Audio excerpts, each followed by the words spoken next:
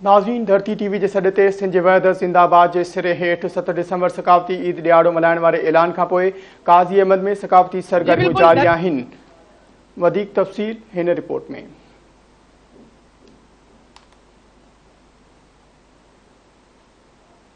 जिंदाबाद धरती टीवी पारा ऐलान जो 7 डिसंबर से सकाफ़ती ॾियारो है, सकाफ़ती ईद ॾियारो उन हवाले से काज़ियन में सकाफ़ती जो सरगर्मी उहे शुरू थी वही। अड़े हवाले से हमदर्द टीम पारा नौजवान पारा नाज़बाग काज़ियन में एक सकाफ़ती प्रोग्राम मुनक़द किया। अचो तो उन्हनि खां पुछूं उन बाबत छा था चवनि। असां खुशनसीब माण्हू आहियूं जो अवां धरती चैनल तरफां सिंध के वजूद के हवाले से एकता ॾियारे सां तव्हां सिरे हेठि जेको प्रोग्राम कयो आहे तव्हां जसलाणो ऐं असां सिंधी क़ौम अवां जा थोराइता आहियूं जो तव्हां असांखे पंहिंजे चैनल ज़रिए दुनिया अंदरि जेको उजागर कयो आहे असांजे तहज़ीब खे हिन वक़्तनि ते सालियाने जेको असांजो क़ौमी ॾियारो थींदो आहे उन ते तव्हां उजागर करे न रुगो तव्हां पंहिंजो क़ौमी फ़र्ज़ु पूरो कंदा आहियो पर असांखे बि हिकिड़ो उत्साह ॾियारींदा आहियो।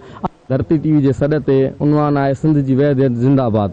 धरती टीवी के सॾ ते ही जेको ॾियारो आहे धूमधाम सां मल्हाए रहिया आहियूं। हमदर्द टीम काज़िमो के तरफां अॼु जेको आहे सकाफ़ती प्रोग्राम रखियो वियो आहे। इंशाअल्लाह धरती टीवी के सॾ ते जेको 7 डिसंबर ते ही ॾियारो आहे असां उहो बि तमामु बहितरीन नमूने मल्हाईंदासीं। हीअ जेका असांजी सकाफ़त आहे 5000 साल क़दीमी सकाफ़त आहे जंहिंखे असां उजागर करे रहिया आहियूं ऐं इंशाअल्लाह ही ॾियारो असां मल्हाईंदा रहंदासीं। सिंध की वहदत जिंदाबाद तमाम सुठो उनवान ॾिनो वियो आहे। इंशाअल्लाह जेका असांजी सिंध आहे कदीमी सिंध आहे जेके असांजा सिंधी आहिनि ॿाहिरि ही 7 डिसंबर ते जेको ॾियारो मल्हाईंदासीं इंशाअल्लाह धाम धूम सां मल्हाईंदासीं। असां धरती टीवी तरफां प्रोग्राम रखियो वियो आहे। इहो ज़बरदस्त प्रोग्राम रखियो वियो आहे ऐं हीअ सकाफ़ती प्रोग्राम ही थींदा रहनि। 5000 साल जेका असांजी पुराणी आहे सिंध अजरक टोपी जेके आहिनि इहे असांजा सकाफ़ती आहिनि ऐं ही सिंध सदाईं आज़ादु रहंदी। हमदर्द टीम काज़िम जे तरफां इंशाअल्लाह 7 डिसंबर ते असां धाम धूम सां जेको आहे पंहिंजो सकाफ़ती क़ौमी ॾियारो